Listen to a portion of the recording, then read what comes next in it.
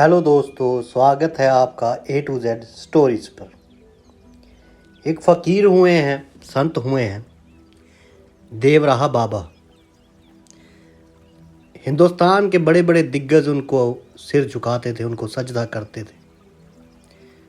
हालांकि देवरा बाबा ने अपनी उम्र, तप और सिद्धियों के बारे में कभी कोई दावा नहीं किया, क्योंकि वो सहज, सरल और सादा जीवन जीने वाले बाबा थे। उनकी साधना की शक्ति थी। लोग ये भी कहते हैं कि उनकी उम्र 500 वर्ष थी और 19 जून 1990 के दिन उन्होंने अपना शरीर छोड़ दिया था।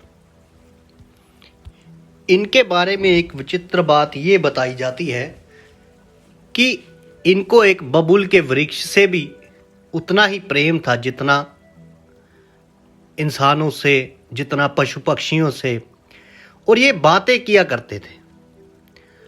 1987 के जून के महीने की बात है। देवराहा बाबा का वृंदावन में यमुना पार पर डेरा जमा हुआ था।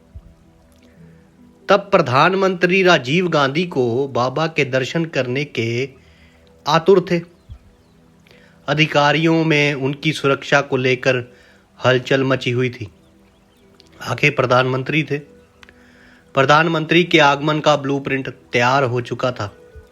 आला अफसरों ने हेलीपैड बनाने के लिए वहां लगे एक बबूल के पेड़ की डाल काटने के निर्देश दिए, जिसकी दोस्ती बाबा देवराहा से थी।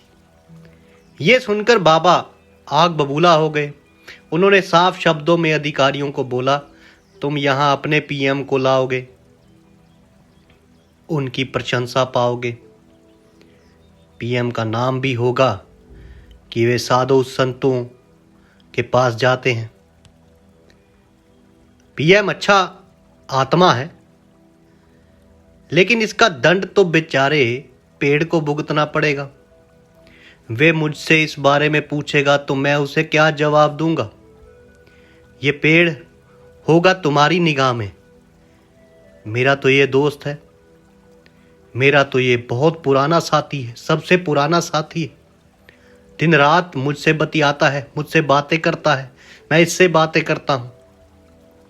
ये पेड़ नहीं काटा जाएगा। अब अफसरों ने ये बात सुनी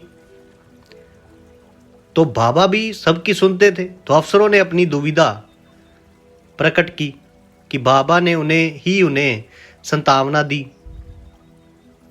और कहा कि फिक्र मत करो, तुम्हारे प्रधानमंत्री का कार्यक्रम टल जाएगा, तुम्हारे पीएम का कार्यक्रम मैं कैंसिल करवा देता हूं।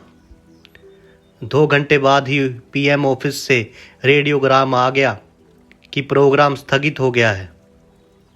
कुछ हफ्तों बाद राजीव गांधी वहां स्वयं बाबा के दर्शन करने के लिए आए, लेकिन पेड़ नहीं काटा गया। और यही बाबा का चमत्कार है, क्योंकि यदि वो बिना बोले पीएम का दौरा कैंसिल करवाते या रद्द करवाते या लेट करवाते तो हम मान लेते कि ये संयोग हुआ, किंतु उन्होंने बोलकर कहा। जो परमात्मा के जैसे हो जाते हैं साधु संत, उनकी अवस्था ईश्वर लीन थी, ईश्वर में लीन हो चुके थे। जो परमात्मा को जानते जानते जानते जानते परमात्मा जैसे हो जाते। तेरे इश्क में सावरिया मैं सावरिया जैसी हो गई, चुप बैठे बैठे मौन ही मैं तुझ जैसी हो गई। कुछ ऐसे इश्क की बात, कुछ ऐसी मोहब्बत की बात इन फकीरों में होती, इन आशिकों में होती है। तभी तो वो इनका कहा नहीं टालता और ये उसका कहा नहीं टालते। हालांकि कहते हैं कि अगर भगवान या वो रब का बना संगलों के साथ फकीर आके छुड़वा लेता है, पर फकीर का बांधा हुआ कच्चे धागे से रब छुड़वा ना पाता है। ये मौज होती है उन फकीरों की, उन मस्तों की, उन फकीरों जो खुदा जैसे हो जाते हैं, उसके दोस्त बन जाते हैं, रब के दोस्त बन जाते हैं। श्री कृष्ण, श्री राम को ये एक ही बताते थे और हैं भी, क्योंकि इन्होंने जान लिया है इनके लिए राम, हनुमान, शिव शंकर महाराज सब एक जैसे हैं।